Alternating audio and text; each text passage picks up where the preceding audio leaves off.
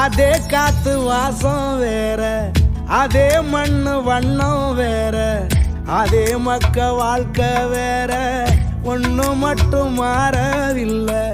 மத்த நாட்டு சுவையெல்லாமே ஒத்த வேலை உடைய போல, சுத்தமான நம்மூர் சுவையோ ஆத்தா தந்த உசுர போல.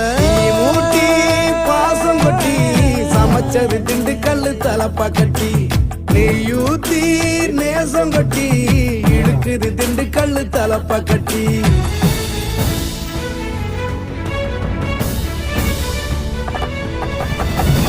ஊட்டி பாசம் கொட்டி சமைச்சது திண்டுக்கல்லு தலப்பா கட்டி, ஊத்தி நேசம் கொட்டி படைச்சது திண்டுக்கல்லு தலப்பா கட்டி,